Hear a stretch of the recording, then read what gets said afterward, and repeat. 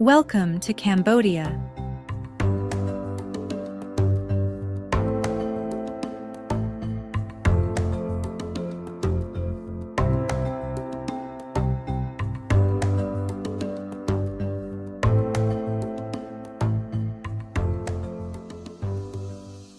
Cambodia, a land of timeless wonders and deep-rooted history, lies in the heart of Southeast Asia. From its world-famous temples and ancient ruins to its unspoiled jungles and floating villages, this country is a mesmerizing blend of cultural heritage and natural beauty. Every corner tells a story, one of resilience, grandeur, and an unbreakable connection to the past. As we embark on a journey through Cambodia's most extraordinary wonders, we'll explore the sacred temples of a lost empire, witness breathtaking landscapes shaped by time, and uncover the fascinating traditions that define this remarkable nation. But before we dive into the wonders of Cambodia, let's start with some interesting facts about this incredible country. Waterways in Cambodia are more than just scenic landscapes. They hold some of nature's most fascinating secrets. The Tonle Sap River, which connects Southeast Asia's largest freshwater lake to the Mekong River, is the only river in the world that reverses its flow twice a year. During the monsoon season, heavy rainfall swells the Mekong, forcing water to push back into Tonle Sap Lake, expanding it to over 6 times its dry season size. When the rains stop, the water drains back toward the Mekong. This natural phenomenon supports Cambodia's rich biodiversity and is vital for fishing and agriculture. Cambodia is a country with a young and vibrant population. Out of its 16 million people, the majority are under the age of 20. Education has played a crucial role in shaping the nation's future, with literacy rates now at 80%. Buddhism is deeply woven into Cambodian culture, with 97% of the population following the faith. Monasteries, known as pagodas, serve not only as places of worship, but also as centers of learning. The capital, Phnom Penh, is the heart of Cambodia's political and economic life, but tradition and spirituality remain an essential part of daily life across the country. While birthdays are widely celebrated in many cultures, Cambodia is an exception. Many Cambodians, especially the older generations, don't know their exact birth date and rarely celebrate birthdays. Instead, they observe age and life transitions based on the lunar calendar and traditional festivals. The Khmer New Year, celebrated in April, is often seen as a time of renewal, where families come together to honor their ancestors and welcome good fortune for the year ahead. This cultural tradition reflects a strong emphasis on community and spiritual well-being, rather than personal milestones. Angkor Wat. A masterpiece of devotion and architectural brilliance, this vast temple complex rises from the Cambodian jungle, its silhouette reflecting centuries of history. Built in the early 12th century under King Suryavarman II, it was originally intended as a Hindu temple dedicated to Vishnu. Unlike most Khmer temples, its design faces west, a direction often associated with the setting sun and death, leading scholars to believe it was also meant to serve as the king's mausoleum. The scale of construction was unprecedented. Spanning over 400 acres, it embodies the Temple Mountain concept, symbolizing Mount Meru, the sacred peak in Hindu mythology. At its core, 5 towering spires represent its mythical peaks, while the outer moat, stretching over 5 kilometers, mirrors the cosmic ocean. Intricate bas-reliefs carved into its walls depict grand Hindu epics, battles, and celestial beings, each detail reflecting the artistic mastery of the Khmer Empire. But time did not stand still for this sacred site. Decades after its completion, the empire faced turbulence. In 1177, the Chams, the empire's traditional rivals, invaded, leaving destruction in their wake. The Khmer, under Jayavarman VII, restored their dominance but shifted their focus to a new capital, Angkor Thom.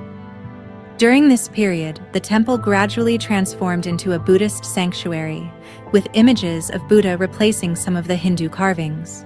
Unlike many Angkorian structures that succumbed to abandonment, this temple remained a place of worship, its significance unbroken through centuries. Restoration efforts in the 20th century revived its grandeur, leading to its recognition as a UNESCO World Heritage Site in 1992. Today, its towering spires remain Cambodia's most cherished symbol, immortalized on the national flag. Every year, millions of visitors walk its sacred halls, marveling at the ingenuity of an empire that once ruled over Southeast Asia. Tonle Sap. In the heart of Cambodia lies a body of water that breathes with the seasons, expanding and shrinking in a rhythm dictated by the monsoons. This vast freshwater lake, the largest in Southeast Asia, plays a crucial role in the region's ecology, culture, and economy. It is not just a lake, but a living, shifting landscape, supporting millions of people and an astonishing array of wildlife. During the dry season, its waters recede, leaving behind fertile plains where farmers cultivate rice. But as the rains arrive, the Mekong River swells, pushing its current backward and reversing the flow of the Tonle Sap River. The lake expands more than 5 times its size, creating an immense floodplain that becomes a breeding ground for fish and a sanctuary for countless species.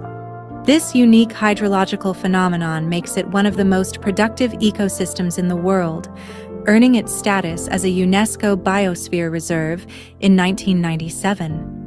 The lake's biodiversity is astounding. More than 200 species of fish thrive in its waters, alongside endangered animals like the Siamese crocodile and the Mekong giant catfish, one of the largest freshwater fish in the world. Its flooded forests provide shelter for rare birds, including the gray-headed fish eagle and the Bengal florican. These interwoven habitats create a delicate balance that has sustained both wildlife and human life for centuries. But this balance is now under threat. Deforestation, overfishing, and hydropower development along the Mekong River have disrupted the lake's natural cycle. As upstream dams slow the flow of water, the seasonal reversal that has sustained Tonle Sap for millennia is weakening. In 2020, the lake reached its lowest recorded level in 60 years, raising concerns about its future. Despite these challenges, the Tonle Sap remains the beating heart of Cambodia. Its floating villages, where entire communities drift with the rising and falling waters, reflect a way of life deeply connected to nature's rhythms. As the world changes, the fate of this extraordinary lake will determine not just the survival of its wildlife, but the lives of millions who depend on its waters. Bayon Temple. Deep in the heart of Angkor Thom stands a temple unlike any other. Rising from the ruins of an ancient empire, its stone towers are adorned with hundreds of serene faces, their enigmatic smiles watching over the land. Built in the late 12th century under King Jayavarman VII, this architectural marvel was the last great state temple of the Khmer Empire and remains one of its most mysterious. Unlike the grand symmetry of Angkor Wat, this temple was designed with a chaotic beauty. Narrow corridors and clustered towers create a labyrinth of stone, while intricately carved bas reliefs tell stories of war, mythology, and everyday life. The temple's 216 massive stone faces carved into the towers are its most distinctive feature. Scholars believe they represent Avalokiteshvara, the Bodhisattva of compassion, yet their striking resemblance to King Jayavarman VII suggests they may also be a reflection of his divine rule. Originally dedicated to Mahayana Buddhism, the temple was meant to symbolize the unity of the kingdom under the king's spiritual guidance. But this vision was short-lived. In the 13th century, After the Khmer Empire reverted to Hinduism, parts of the temple were altered, and many Buddhist carvings were defaced. Later, with the rise of Theravada Buddhism, more changes followed before the temple was eventually abandoned to the jungle. For centuries, nature reclaimed the site, its massive stone blocks collapsing under the weight of time. Restoration efforts began in the 20th century, and today, conservation teams work to preserve its fragile structure. Though its original purpose remains a subject of debate, the temple stands as a testament to the artistic and spiritual complexity of the Khmer Empire. Visitors who wander through its passageways and gaze up at its watchful stone faces find themselves immersed in an ancient world, one that still whispers its secrets through the ruins. Cardamom Mountains.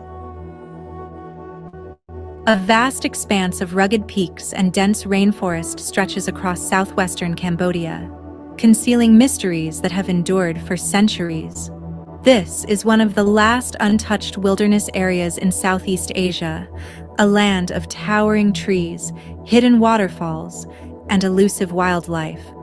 Known as the Cardamom Mountains, this isolated range remains a sanctuary for nature and history alike. Unlike the flat plains of central Cambodia, this landscape is shaped by dramatic elevations, with Phnom Aural standing as its highest peak at 1,813 meters. The mountains act as a climatic divide. On the western slopes, monsoon rains nourish dense tropical forests, while the eastern side receives far less rainfall, creating drier woodlands. This unique environment has allowed an astonishing array of wildlife to thrive, including endangered species such as clouded leopards, sun bears, and one of Southeast Asia's last populations of wild elephants.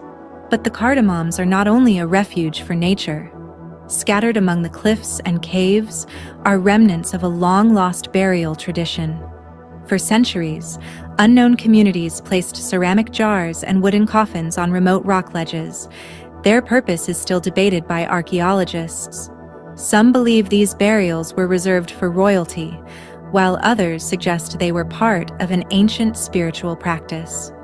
Nearby, rock paintings depict elephants, deer, and human figures, possibly linked to rituals of hunting or elephant taming, traditions that persisted in the region until the 20th century. The mountains also hold a darker history. During the late 20th century, this inaccessible terrain became a final stronghold for the Khmer Rouge. For decades, the forests provided both shelter and isolation for rebel fighters, leaving behind a legacy of abandoned bunkers and hidden pathways. Today, illegal logging and poaching threaten this once pristine wilderness. Conservation efforts and ecotourism initiatives offer hope, but as roads and industries creep closer, the battle to preserve one of Cambodia's last great wilderness areas is far from over. Ta Prohm. Deep within the jungles of Cambodia, an ancient temple stands frozen in time. Stone corridors twist through towering ruins, while giant tree roots weave through the walls, gripping them like the hands of nature reclaiming its own. This is Ta Prohm, a temple unlike any other in Angkor.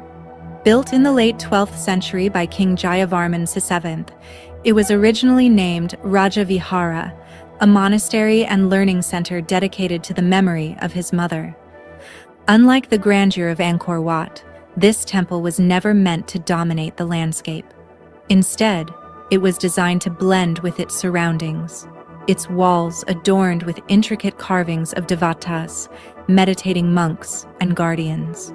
At its heart stood a sanctuary dedicated to Prajnaparamita, the personification of wisdom, modeled after the king's mother. At its peak, the temple was a thriving spiritual center, home to over 12,500 people, including high priests, dancers, and scholars. Surrounding villages supported its upkeep, supplying goods and resources to sustain its vast community. But time was not kind to Ta Prohm. As the Khmer Empire declined, the temple was abandoned, left to the mercy of the encroaching jungle. Unlike many temples of Angkor that were later restored, this one was deliberately left in its ruined state, creating a haunting yet mesmerizing sight. Towering silk cotton and strangler fig trees envelop the ruins, their roots cracking through the stone, giving the temple an almost otherworldly presence. Today, Ta Prohm is one of the most visited sites in Angkor, made even more famous by its appearance in the film Tomb Raider. Though restoration efforts have been made to stabilize its fragile structure, the temple's raw beauty remains. As visitors walk its shadowed halls, they step into a forgotten world where history and nature exist in perfect harmony. Phnom Kulen. A sacred mountain shrouded in legend, Phnom Kulen rises from the Cambodian landscape as a place of deep spiritual and historical significance. Covered in dense rainforest and cascading waterfalls, this plateau is more than just a natural wonder. It is the birthplace of the Khmer Empire. It was here, in the 9th century, that King Jayavarman II proclaimed Cambodia's independence from Java, marking the dawn of the powerful Khmer civilization. This mountain served as the empire's first capital, and remnants of its past still lie hidden within the jungle. Carved directly into the riverbed of the Siem Reap River are the mysterious Kabal speen carvings, thousands of sacred lingas, representations of the Hindu god Shiva. These underwater carvings were believed to purify the waters before they flowed downstream, blessing the fertile lands below. But Phnom Kulen is not just a place of history, it is also a site of deep religious devotion. At the summit stands the Preah Ang Thom Pagoda, home to a massive reclining Buddha statue carved from a single rock. Pilgrims travel from across Cambodia to pay their respects, leaving offerings and prayers in the hope of receiving blessings. The mountain's sacred waterfalls, believed to possess healing powers, attract both locals and visitors who bathe in their cool, cascading waters. Yet, for all its beauty, the mountain holds a darker past. During the Khmer Rouge regime, this remote location became a stronghold for rebel forces, its isolation providing a natural refuge from conflict. Even today, unexploded ordnance remains hidden in parts of the forest, a silent reminder of the war that once scarred the land. Despite these remnants of the past, Phnom Kulen remains a symbol of Cambodia's spiritual and cultural heritage. As the place where the Khmer Empire began, it continues to be revered, its forests, temples, and rivers whispering the stories of a kingdom that shaped the history of Southeast Asia. Bante Sray. Hidden deep in the Cambodian jungle lies a temple unlike any other. Built in the 10th century, this sacred site is a masterpiece of intricate design, its red sandstone walls carved with astonishing detail. Unlike most grand Angkorian temples, this one was not built by a king. Instead, it was commissioned by 2 courtiers under King Rajendra Varman II, making it one of the few temples in Angkor constructed by non-royal figures. Originally named Tribhuvanamaheshvara, meaning Great Lord of the Threefold World, the temple was dedicated to the Hindu god Shiva. However, its layout also features strong associations with Vishnu, dividing the temple into 2 symbolic halves. Unlike the towering structures of Angkor Wat, this temple's buildings are unusually small in scale, earning it the nickname Citadel of Women or Citadel of Beauty. Some believe this name comes from the countless devatas, celestial female figures, gracing its walls, while others suggest it reflects the temple's delicate carvings, which resemble the work of skilled artisans rather than large-scale builders. The temple's decoration is its most extraordinary feature. Every inch of its surfaces is adorned with elaborate bas-reliefs depicting Hindu myths, including scenes from the Ramayana and Mahabharata. The craftsmanship is so detailed that the figures appear almost lifelike, as if frozen in motion. The soft red sandstone used in its construction allowed for an unparalleled level of detail, making it one of the finest examples of Khmer art. Though it was abandoned after the fall of the Khmer Empire, the temple was rediscovered in 1914. It became infamous in 1923 when French writer André Malraux attempted to steal several sculptures, an act that brought international attention to Angkor's treasures. Today, Banteay Srey is carefully preserved, its delicate carvings protected from erosion and vandalism. Unlike its grander counterparts, this temple captivates not with its scale, but with its sheer artistry, a testament to the skill and devotion of those who built it over 1,000 years ago. Ream National Park. Where the land meets the sea, a vast expanse of untouched wilderness stretches along Cambodia's southwestern coast. This is Ream National Park, a sanctuary of rivers, mangrove forests, and coral reefs, home to an extraordinary diversity of life. Established in 1993, it was one of the first protected areas in Cambodia, created to safeguard the country's dwindling natural resources. The park spans over 210 square kilometers, covering both land and sea. Inland, evergreen forests and rolling hills provide shelter for rare species, while along the coastline, the Prek Tuk Sap River carves through the landscape, feeding estuaries that spill into the Gulf of Thailand. Offshore, the islands of Koh Thmay and Koh Se are surrounded by seagrass beds and coral reefs, teeming with marine life. This variety of ecosystems makes the park one of the most ecologically rich areas in Cambodia. The biodiversity of Ream National Park is astounding. Among its dense forests, rhesus monkeys swing between branches, while the elusive mouse deer moves silently through the undergrowth. Endangered saris cranes and pelicans soar over the wetlands, while in the turquoise waters, dolphins glide alongside dugongs, one of the region's most endangered marine mammals. The mangrove forests act as a crucial buffer against coastal erosion and serve as a nursery for fish and other marine species, maintaining the delicate balance of life. But despite its beauty, Ream faces ongoing challenges. Almost 30,000 people live in and around the park, relying on its resources for fishing, farming, and tourism. Illegal logging and land disputes have led to deforestation, while commercial fishing threatens marine biodiversity. Conservation efforts have been put in place, but balancing environmental protection with local livelihoods remains a difficult task. Yet, Ream National Park continues to stand as a symbol of Cambodia's natural heritage. Its vast landscapes and diverse wildlife offer a glimpse into a world where nature still thrives, reminding all who visit of the importance of preserving these wild spaces for future generations. Koh Ker. Deep in the forests of northern Cambodia lies an ancient city lost to time. Unlike the famous temples of Angkor, this forgotten capital was once the center of the Khmer Empire, ruling over the region for a brief but powerful period. Known as Koh Ker, or historically Lingapura, this remote archaeological site is home to a unique collection of temples, monuments, and a towering pyramid unlike anything else in Cambodia. In 928 AD, King Jayavarman IV broke away from Angkor and established his new capital at Koh Ker. This sudden shift of power led to an intense period of construction, with massive stone structures rising from the jungle in just 2 decades.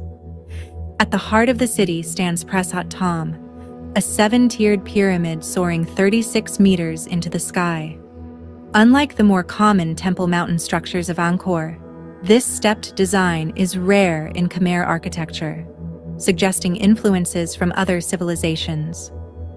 The pyramid is believed to have been a state temple dedicated to Shiva, with an enormous linga, a sacred representation of the deity, once standing at its summit. Beyond the pyramid, more than 180 sanctuaries have been discovered in the surrounding jungle, though many remain hidden beneath the thick vegetation. Intricately carved statues, once adorning temple walls, have been looted over the centuries, with some now displayed in museums around the world. Despite this loss, the temples still showcase the distinct Ko-Kare style, with massive guardian figures and expressive stone carvings reflecting a bold artistic evolution. After the death of Jayavarman IV in 941 AD, the capital was moved back to Angkor, leaving Ko-Kare abandoned.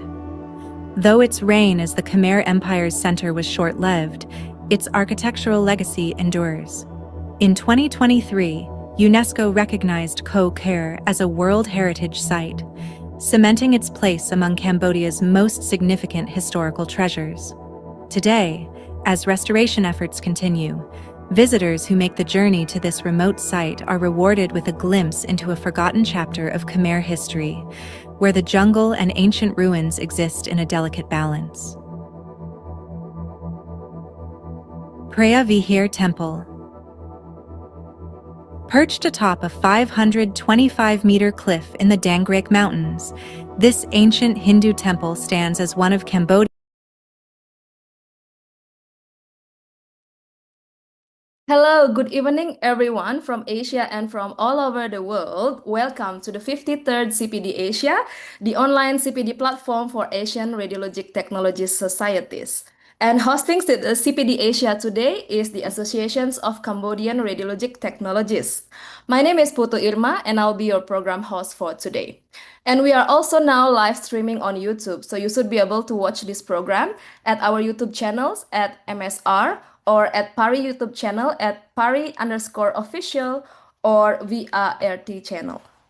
So without further ado, to formally start the program, I would like to invite the presidents of Associations of Cambodian Radiologic Technologists, Ms. Sophia Lee, to give an opening speech. Ms. Sophia Lee, whenever you are ready, the time is yours. Okay, thank you, sister. So, good evening, everyone, and our president, distinguished guest speaker, respect college, and all friends here and across of the Asia. So, it is my great pleasure to be honored and on behalf of the Association of Cambodian Radiological Technology.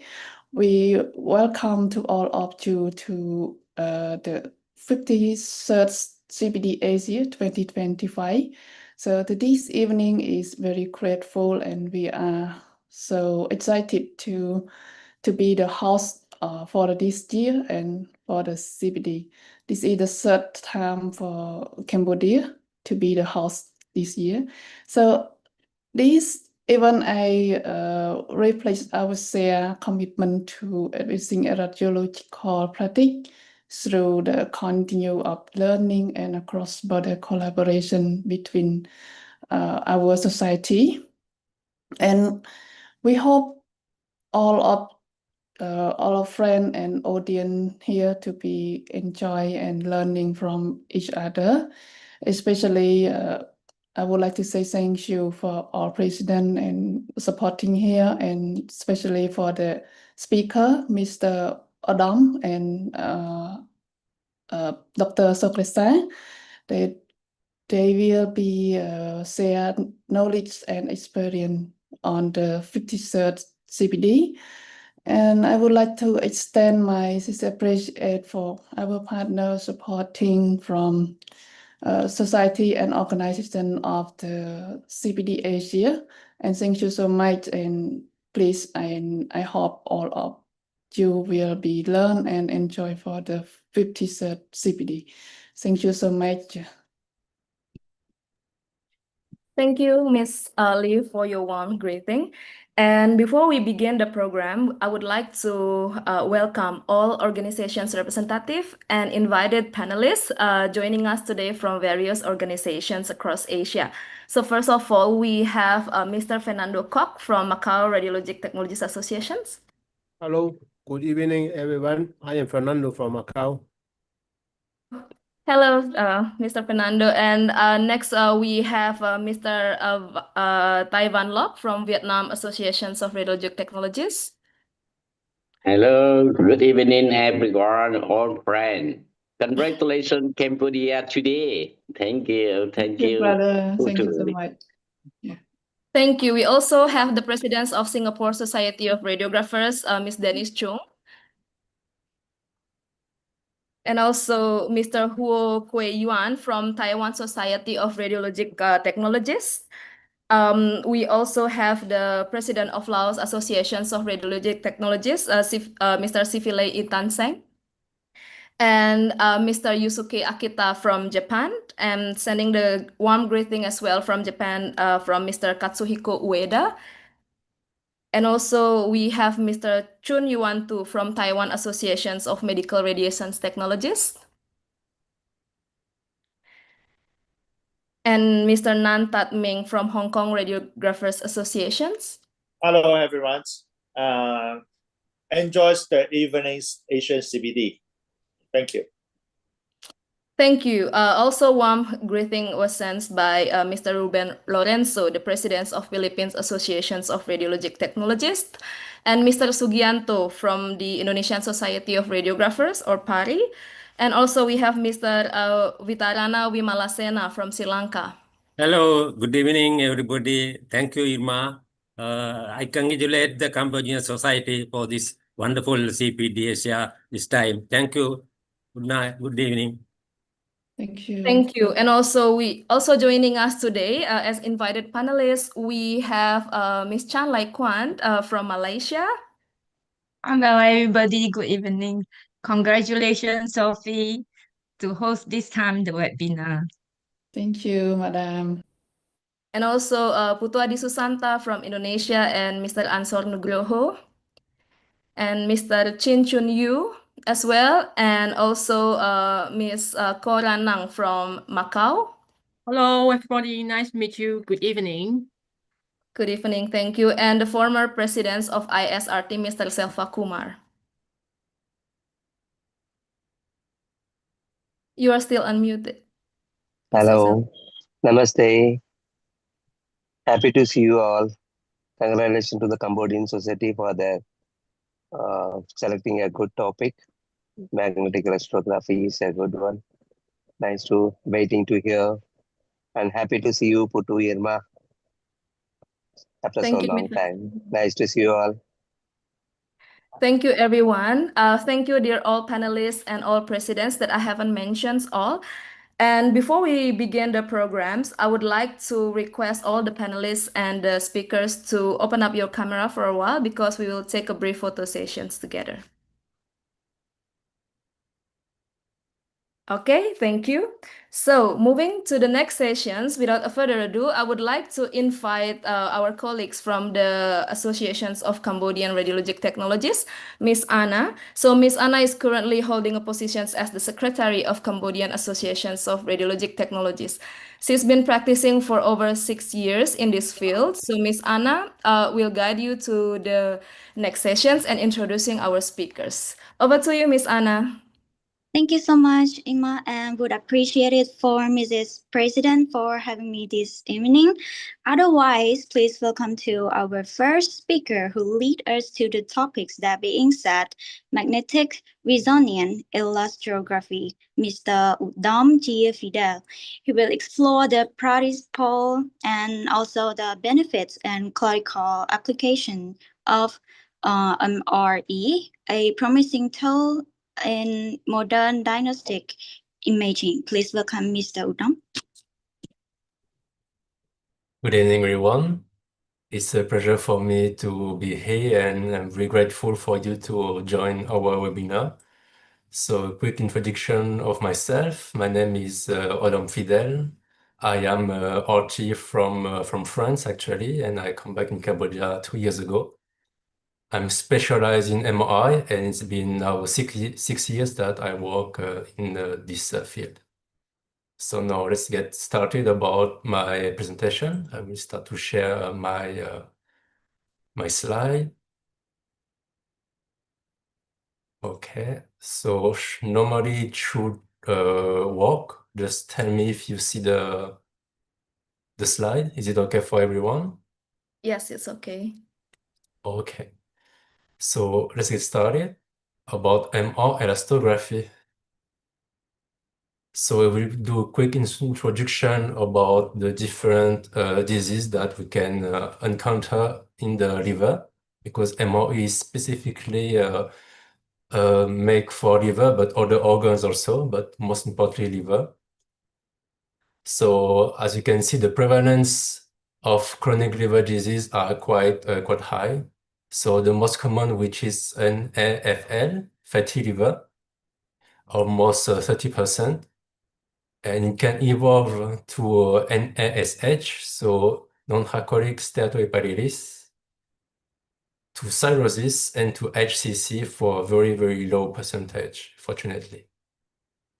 So traditionally, the diagnostic technique is based on liver biopsy, right? Which is considered as the gold standard.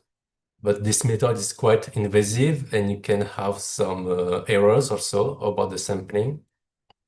That's why we started to develop some alternatives like MR elastography, which have very good accuracy and safety.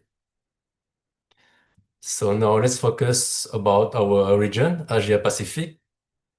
So as you can see, the prevalence is quite high also. Now it's like comparable to Western and Occident countries due to the fact that we adapt our lifestyle. And just a little precision, we will talk only about metabolic disorders, not about alcoholic the disease about the liver. So as you can see, we can take the example of Japan and China. We are quite high, almost 9 to 30%, 24%. Korea 19, India 28. And for those patients who have fatty liver, half of them have diabetes, and more than half of them have obesity, and half of them have dyslipidemia, as you can see on the table number 2 on the right. So it starts to be a major public health concern in Asia.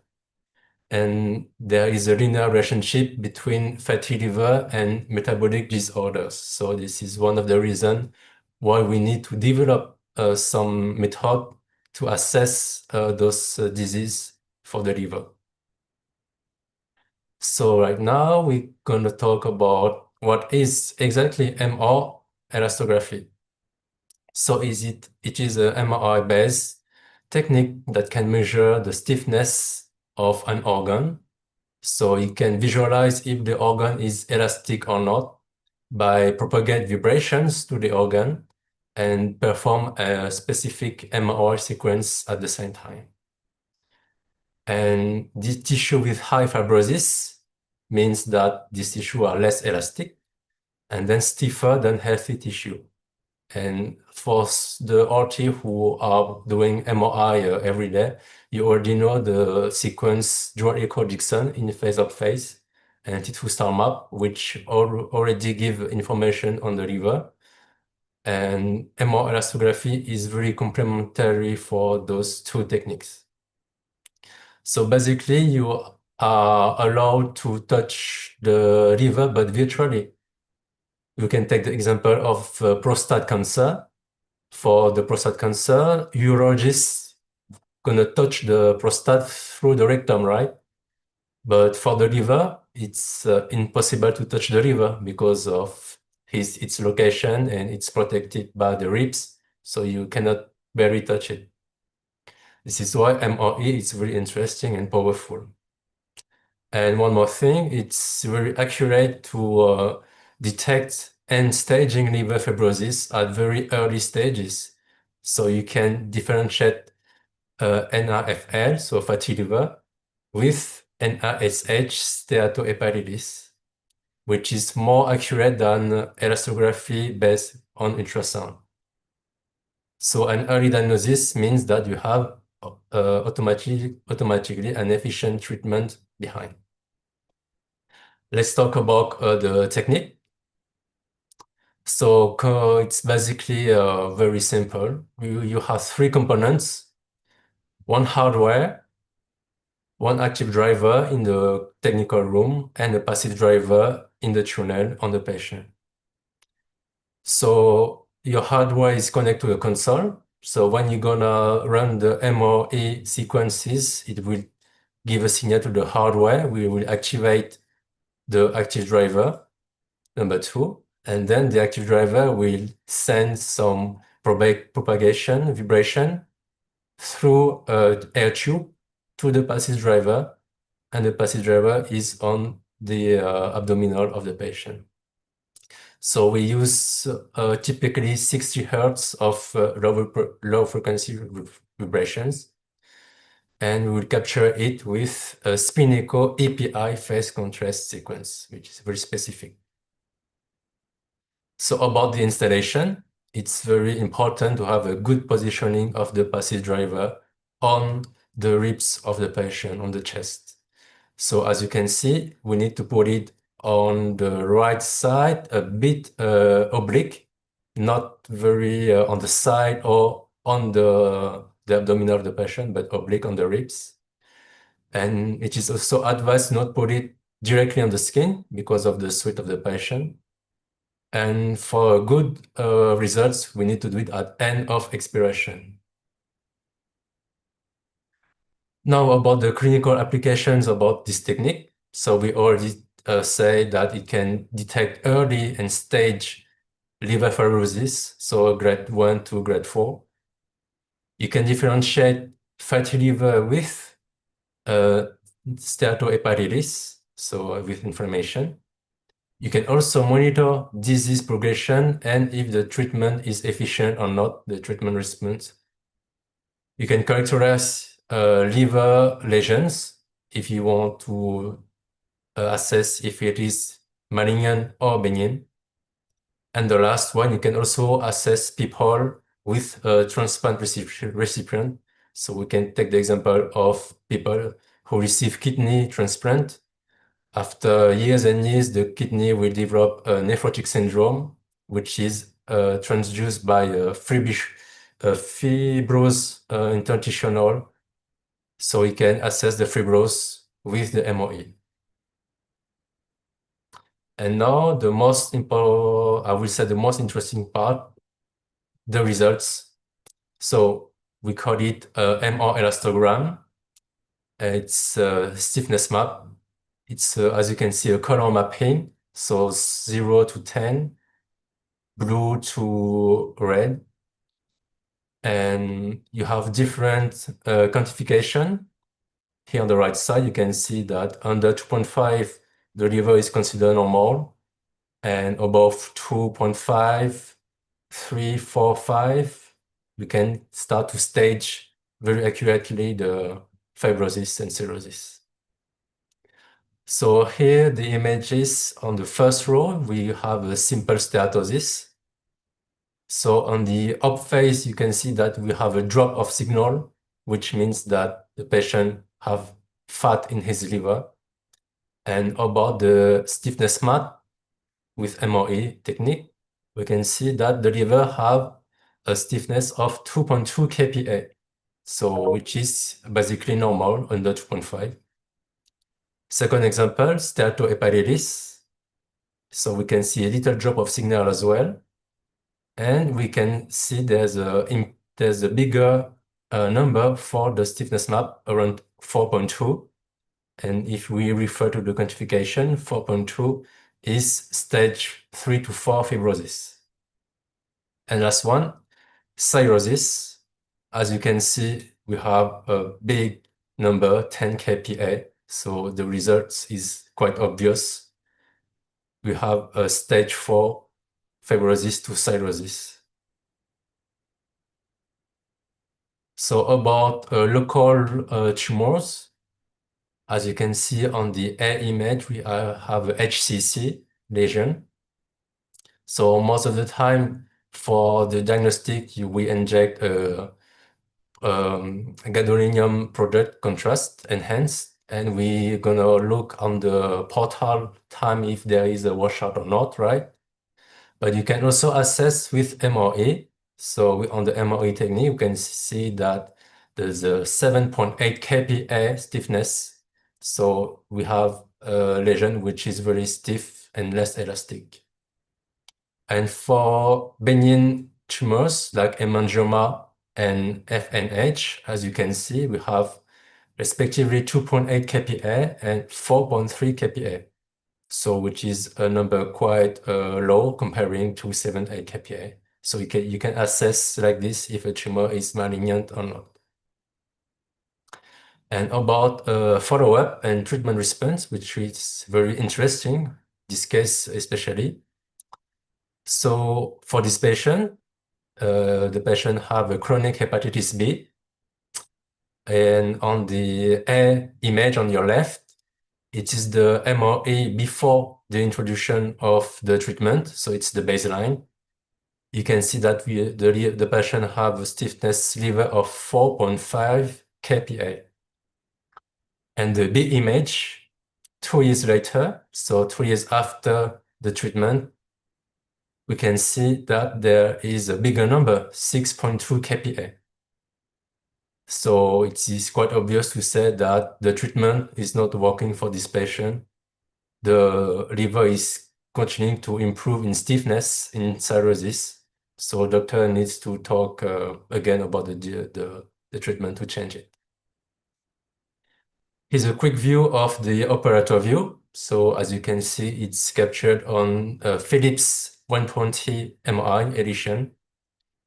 It was in French, so you can see that it's written in French. And the number is around 4 kPa. So 4 kPa, if we go back to our quantification, 4 kPa is about stage 2 to stage 3 fibrosis. So to assess the quantification, you just need to put ROI around the liver. Usually you put 2 or 3 ROI and you take the median of it.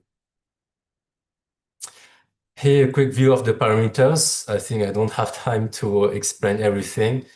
I think that your application engineer will be more agree to do it.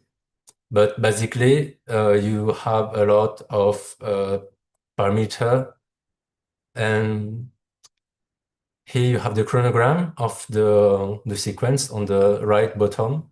So as I said to you, it's a Spinico API, like the DWI sequence, but it is very specific for MOE.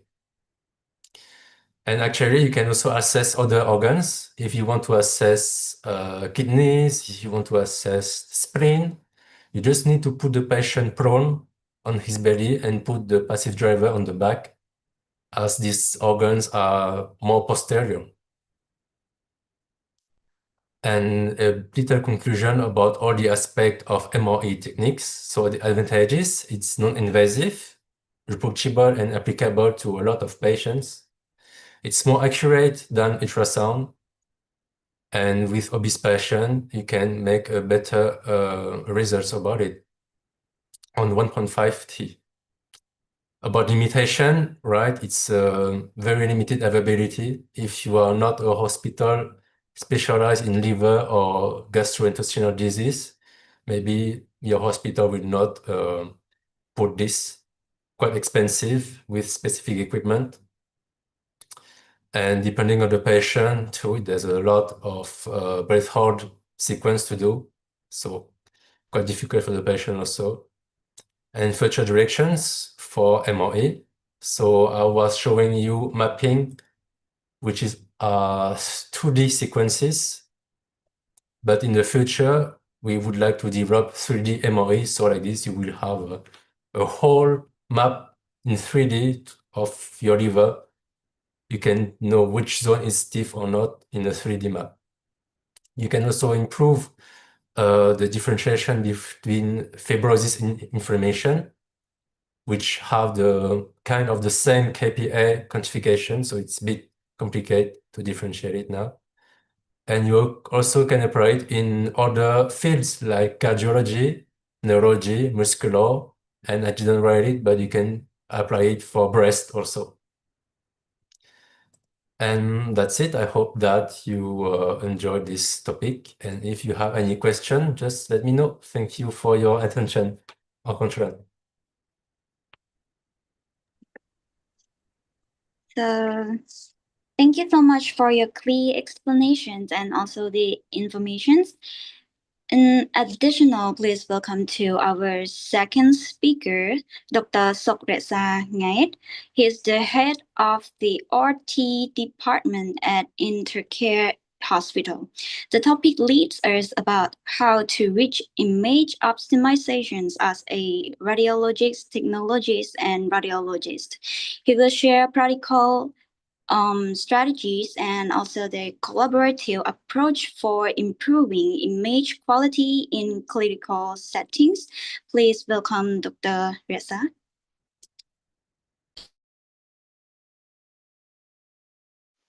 Okay, good evening everyone. I hope you have a great day. This is me, Dr. Reza from Phnom Penh, Cambodia. I am very excited to be a speaker today for the event of 53rd CPD Asia. It's my pleasure to serve you as your online host for this important event. And during that time, on behalf of Association of Cambodia Radiology Technologists, I would like to extend the warmest welcome to everyone joining online today. I believe this online forum brings together some the best mind and most dedicated professionals in our field, and we are so grateful for your presence today. So I'm sending to all the fellow of association, society, college that attending from across the Asia.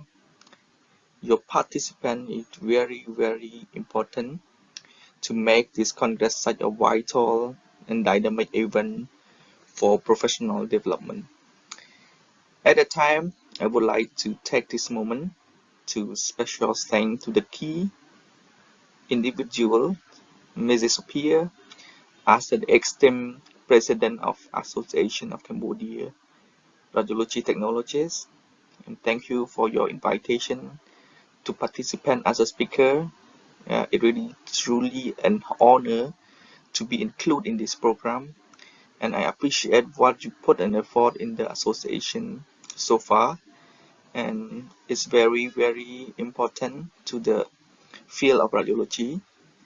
So last but not least, I would like to send to all friends, colleagues that working in the allied radiology field, whether you are a technologist, radiographer, sonographer, or any other professional dedicated to provide the diagnostic imaging and therapy.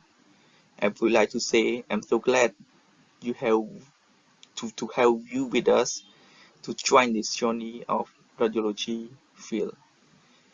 We have an incredible lineup of session, so without further delay, we will jump through to the topic today, which is I bring up some experience. I'm not going through the technique or some sharing of education, but just is my own technique and my own experience regarding to how to get an image optimization in radiology, diagnostic radiology. It is, I believe, it is in our mindset that we need to have to reach the image optimization, and each and everyone have the have to do it the best to provide the best quality image. But I will show you the overall picture, and we can go through together and sing together, and maybe can have for some time to share how I can put it together, and then show you what is the best thing to get the image optimization. Okay.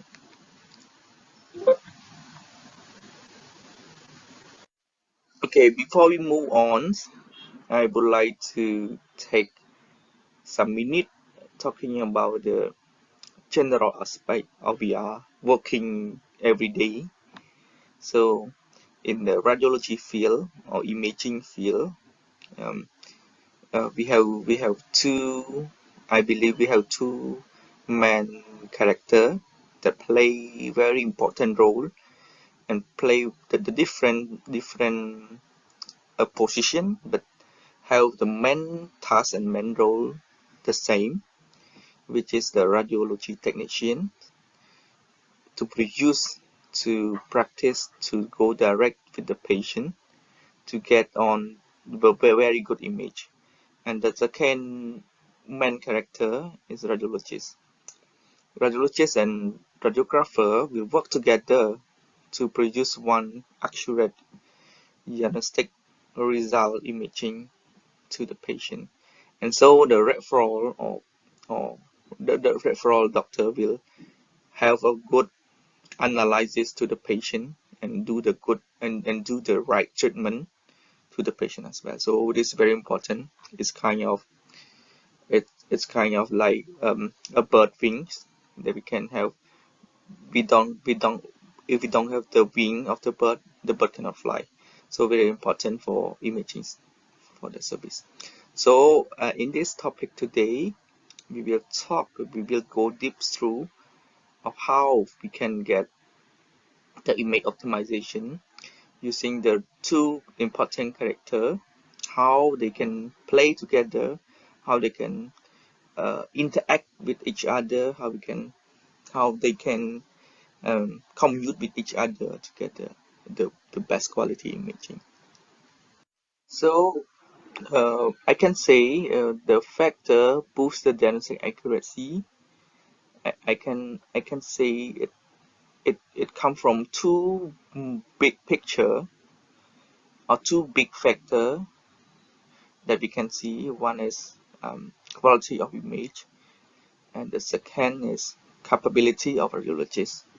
Quality of image, it will list down and break down to the human resource, which is the capability of radiology technician, the machine capability, the protocol and technique, the tip and trip, and also somehow the experience practice that they do. So I will include in the quality of image. So the quality of image reach whether it have all those factors inside. So I will collect it and make it for one factor as image quality. So radiologists will based on the image and do the analysis, also with patient history, clinical data. But the main task to see is to see the look in the image. The quality of image will affect more to radiologists, and radiologists will determine and analyze and put the result whether the image provided by radiology technician. So I think the quality of image is very important, and capability of radiologists is the second most, because they have the many subspecialty to reach out. General radiologists will do for certain part, but not all the part. So we need to select the right radiologist, the right subspecialty radiologist, to the right protocol, to the right image, to the right study. So quality of image align with the right radiologist, align with the right skill of radiologist, we got the accuracy of in diagnostic. So that's diagnostic making is based on two main side. So in the big picture of quality image, I can break through the three main points that we can reach out, which is one is quality of radiology. The quality, the human resource, the knowledge that radiotech can do in order to produce the image. And the second is capability of the machine or the modality. If the radiotech is very professional and they have many experience in doing such a thing, they know many sequence, they know many tip how to talking to the patient. They know how to manage the image. They know how to reconstruction, but the machine is not the right thing for them to do. So the image quality cannot reach the optimization. And the third is patient cooperation. So I put on 3. Maybe some of our friends can go further than this, but I think this is the 3 main factor that affect the image quality. So I will focus on the number 1 is quality of radiology technician. So radiology technician is very important because he or she will go direct with patient and to get the image from the patient. So he need not only the technical skill but interpersonal skill, which is he can go with the patient and explain the patient how the procedure will be going on, and flexible with the younger patient, pediatric patient, and also they will know the image error, image artifact, image unacceptable image that they can repeat at the time, or they can know the cause of the error image, and then they can fix it. So this is very tough job that radiotech need to do. So it's not simple like our concept before. Radiotech is just a press a button and it's done. It's not like that. Radiotech play many important role in this field. They did many things. They fast on. They act like the first fighter, the first barrier fighter in first line, and to fight for the picture to image for radiologist to read. So radiologist is the backside office to see what's the image they get from the radiotech. The second thing is ability of the machine to the high tech or cutting edge of technology that used in the machine. I can example some very simple example like the capacity of the machine, or the how many slide, how many the machine can do, and compared to the oldest one. And we cannot do the extraction of the vessel. We cannot do the sequence properly. The sequence is noise, and the metal artifact removal is not. So the image cannot reach the image quality optimization. And the third one is the RadTech we know very best RadTech, and the machine is also perfect machine and high quality machine, the brand new high-end technology machine, but the patient is not corporate is still the problem in producing the image. So I put the 3 is very main and factor to boost the image quality. So regarding to the last slide, we're talking about the quality of radiotech. So the radiotech have to be connected with radiologists to have the proper protocol. So I bring up some idea, and maybe you are thinking the same as me as well, regarding to the reading room and control room. In Cambodia, some practice, some hospital prefer one station for radiotech and radiologists. Is this because they can communicate easier or quicker than the separate reading room? But for radiologists convenient, reading room is the prefer for them because it's peaceful, the right area to read, to have the concentration, to see, to analyze the image properly. But still, with both practice, we need to have the proper communication. And I will show you for the next slide for the key collaboration approach that maybe this is the concept that can everyone need to do it to make the image optimization. So I will bring up some key collaboration approach for all of you to think. So the first is standardized communication loop.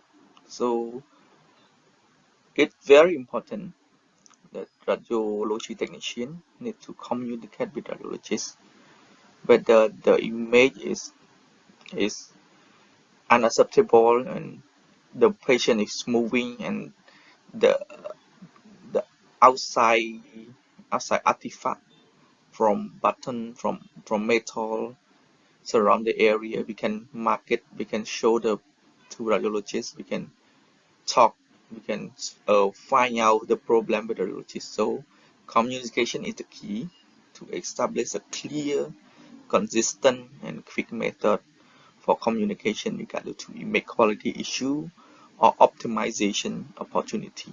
So this is opportunity to get the image optimization with the radiologist to have the recommendation to go through together. So how they can communicate? So first is radiotech to radiologist. So radiotech need to be a proactive feedback. So because radiotech is the front line, as I mentioned, so radiotech should communicate any challenge during the procedure, like the image is patient moving, equipment, we don't have a limitation of we don't have enough equipment, and also some challenges that radiotech face on. We can report direct, we can feedback direct to the radiologist, and we can find out the solution as well. For clarification, if the radiologist raises a quality concern, the radiotech need to send a way to receive or log this feedback. So if the radiologist raises a quality concern, so radiotech may go or they go together to see which is the way to standardize the problem to make the quality improve. For radiologist to technician as well, specific timely feedback, radiologists must provide concrete, actionable feedback. Like this is what we can see in practice, in current practice. If the image is not good, radiologists should not to just report image quality is poor, but should go deep to see how they can fix it, how the image is not reach the optimization, reach the high quality, what's wrong with that, so we can feedback in the right way, so that radiotech can do it more better next time, or can repeat the patient, like the shoulder rotation is too internal because the image that provided we cannot see the sensitive area, the high quality, the high KV, or it's too dark, or the sequence is not enough to see the some pathology. So we can discuss with radiotech to redo it. Additionally, for protocol review, so this is very important for radiologists. Radiologists should lead to review the protocol inside the department, to review and approve for image protocol. So for some image protocol like CT and MRI, they have a specific protocol for trauma, for prostatic MRI, for certain thing. Radiology should be the one who involve it and set the protocol direct to radiotech, and to ensure they meet diagnostic requirement, while the tech contribute expertise on feasibility and practical application. So when the communication channel is reached at that point, so we can second the root cause analysis, which is RCA. When the significant quality issue arise, perform a joint RCA, which means we need to see the root cause. Like the image is noise in MRI. We need to find out what is the main factor that causes the image noise, image artifact, and the position as well. So RCA should be produced to determine the cost. If the cost is a technical or parameter, technical is mentioned to the parameter choice, or the clinical, patient condition, cooperation, or protocol failure. So we need to find out it and we need to discuss. So last but not least, radiographer and radiologist should have the mutual education and role understanding. So both of them, when we want to reach the image optimization, in fact, education is the most. Tech need to understand the diagnostic criteria. It is a must. They should be educated on why a certain position or technical is critical, which anatomy the radiologist need to visualize, and why artifacts are detrimental. So this is what radiology tech should learn, and radiologist education also should be educated on the technical limitation of the equipment. So we need to understand each other, we need to learn from each other, we need to see from each other, and the one who can lead to see through, radiologists can go through it, to lead the discussion, to lead the root cause, to see what happened, and then we can reach the image optimization. Without the clear communication, without the clear proper protocol communication, RadTech also not be able to produce a high quality image.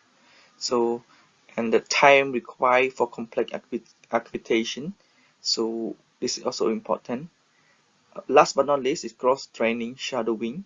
It's been a brief shadowing opportunity, so we can allow tech to watch radiology and interpret whether they can help the challenge, and maybe RadTech can do more better next time. And also RadTech can go to see radiologists to draw right report, and radiologists come and shadowing radiotech to do the technician to the technique and perform the procedure as well.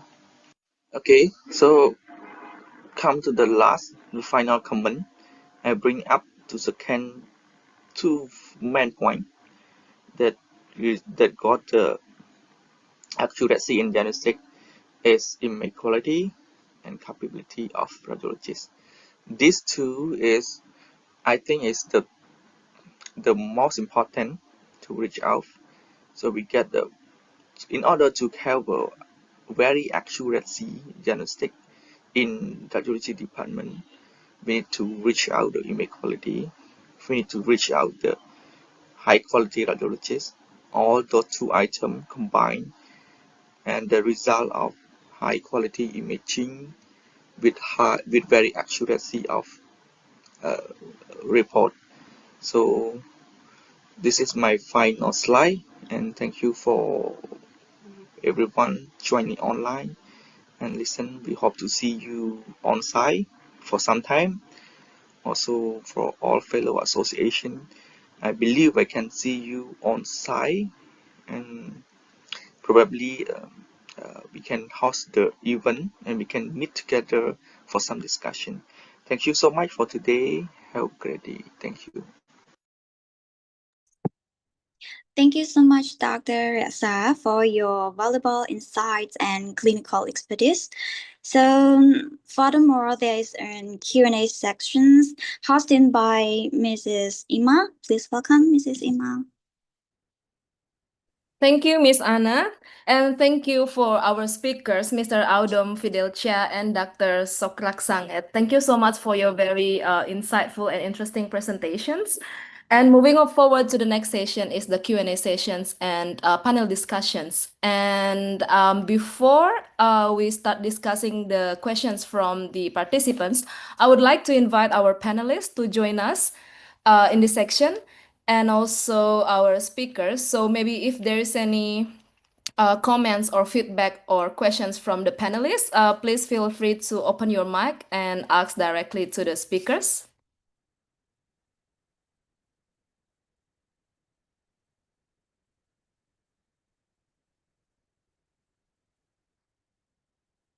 Is there any comments from the panelists?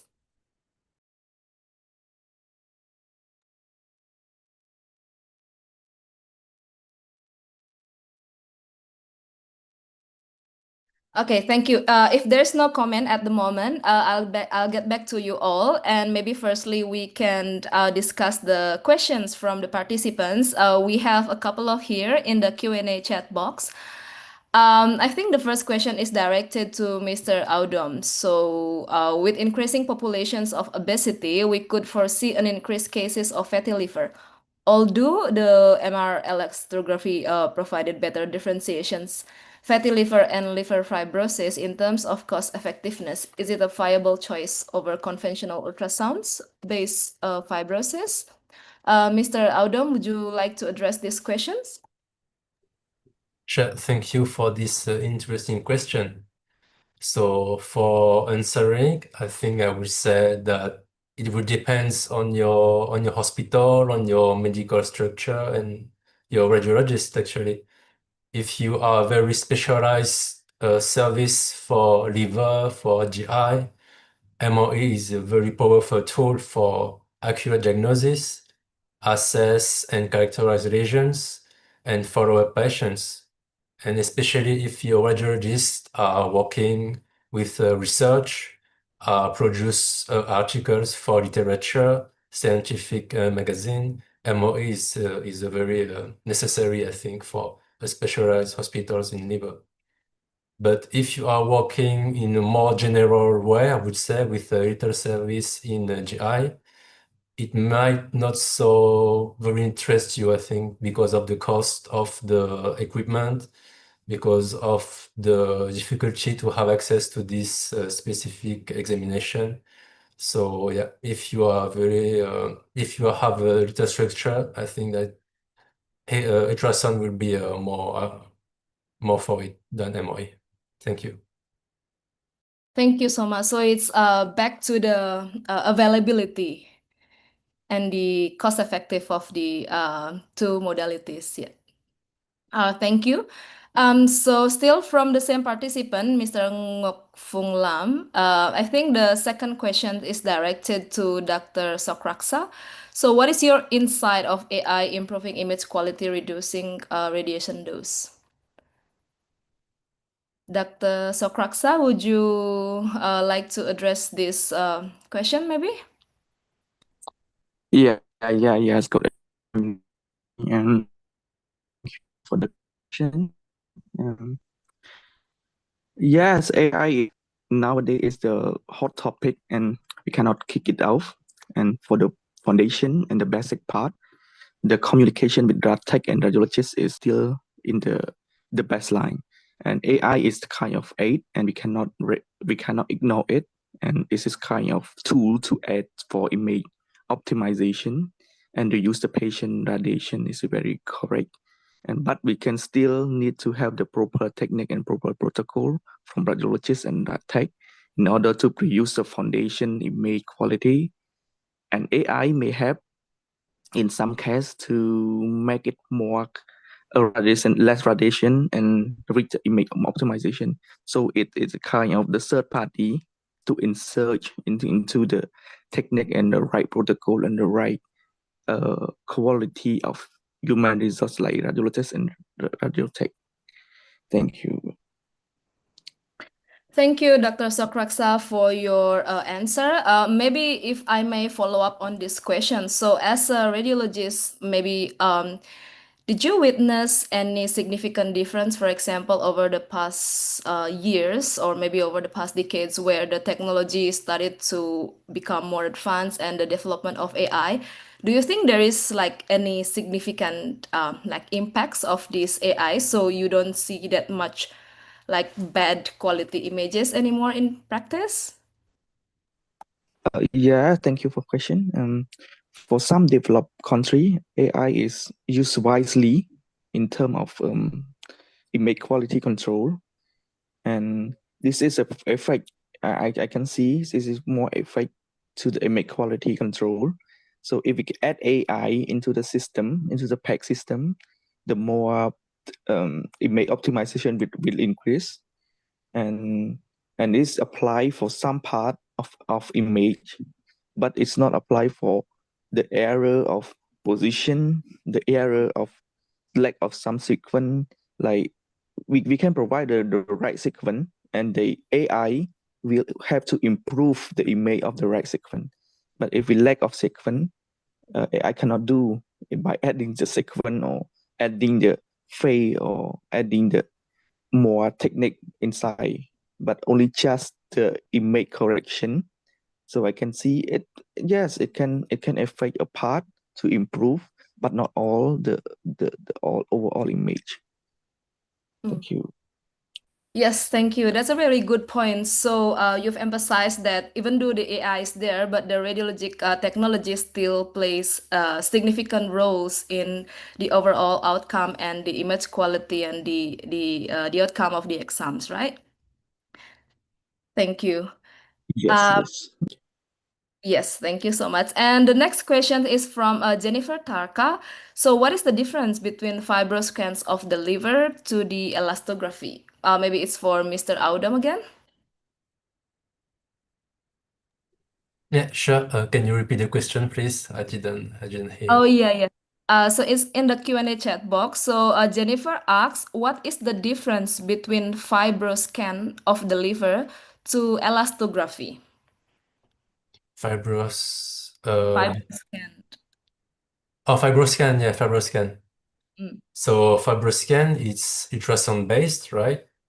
And Mm. MRI is MRI based. So basically, the goal of the two techniques is the same, to assess which part of the liver is less elastic, more stiffer than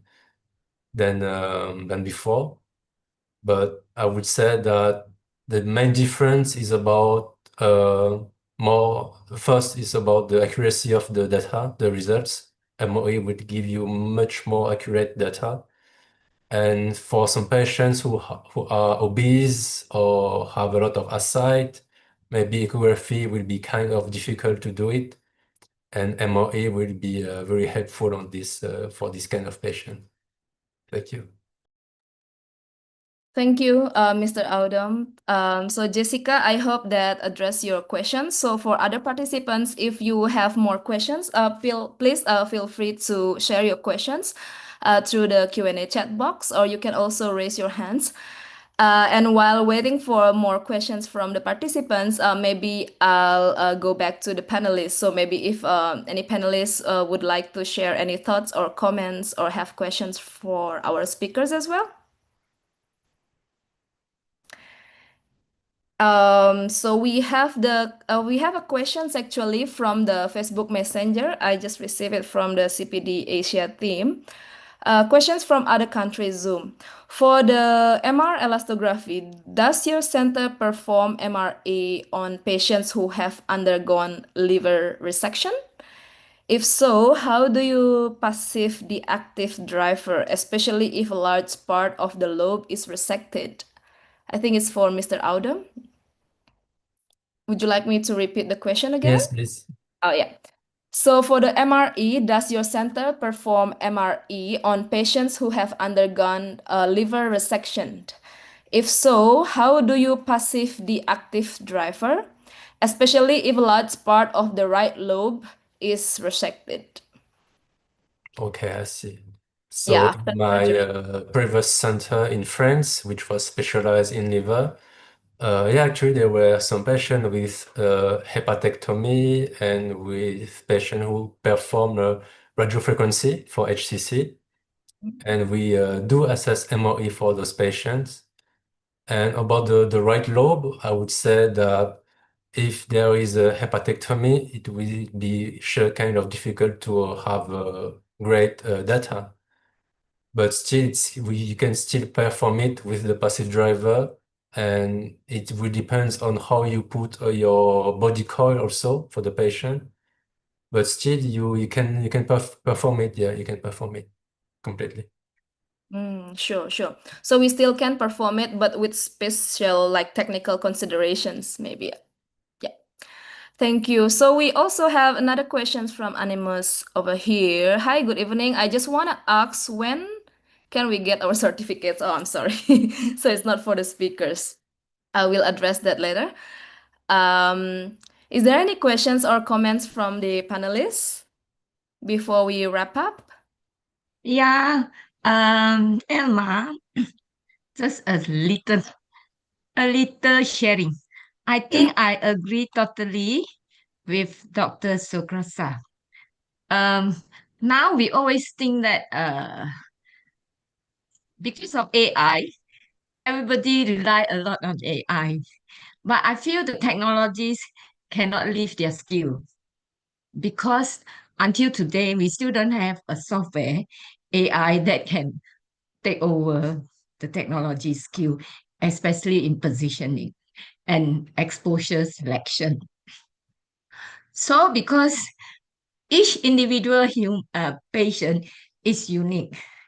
So you at current, I cannot say in the future, currently I think no data we can fit in to a AI deep learning or what learning that can make it able to assess patient for positioning exposure. So we still want to encourage our technologies. Keep your skill, upgrade your skill. The machines at this moment cannot take over you. So you actually are very responsible for the image quality, no matter how advanced the technology you have. That's all I want to share. Thank you. Thank you, Miss Chai Lai Kwan. Totally agree with you. Is there any more comments from our panelists and more questions from the participants?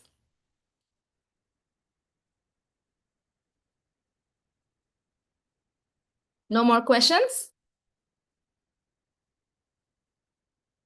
Okay, if there is no more questions from the participants and from the panelists, I think that's the end of our Q&A sessions for today. And thanks again for our distinguished speakers, Mr. Audom Fidel Chia and Dr. Sokrak Sanget. Thank you so much for your informative and interesting presentations. I hope all the participants find this information useful to deepen and sharpen our skills and knowledge in medical imaging sciences.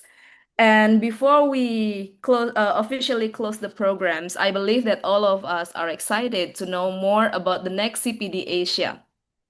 And what I can say is the next CPD Asia, the 54th CPD Asia, will be hosted by Palestinian Society of Radiologic Technologists. I'm not sure if Mr. Muhammad Abdul Al-Ghani is joining us today to warmly invite you to the next CPD. I'm not sure, but maybe because of the technical difficulties, they cannot join. But what I can tell you about the next CPD is that the next CPD will be held on the 10th of October 2025. And more informations and more details about the next CPD will be shared by the representative of your organization. So stay tuned and don't forget to mark it on your calendar. So we'll see you again on the next CPD Asia. And wrapping up today's sessions, I would like to express again our gratitude to our speakers, Dr. Audom Fidel Chia, Dr. Songrak Sanget, and also all of the invited panelists, all their presidents, the organizing committee, and especially our IT team and our Zoom sponsor for VP Healthcare Vietnam, MRTA, PARI, and all supporting parties. Thank you so much for your collaborative effort.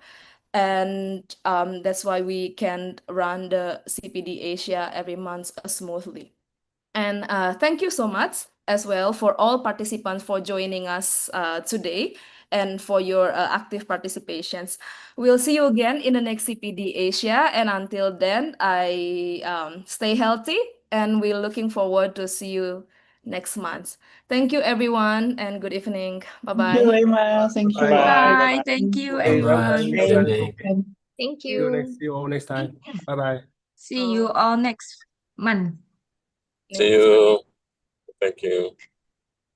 Selamat Thank malam. you. So nice talk. Thank you, Miss Chai Lai Kwan. Good evening, everyone. Really, thank you, Putu. Yeah, Thank you, Mr. nice talk. Selva. Namaste. Okay, thank you, Ji.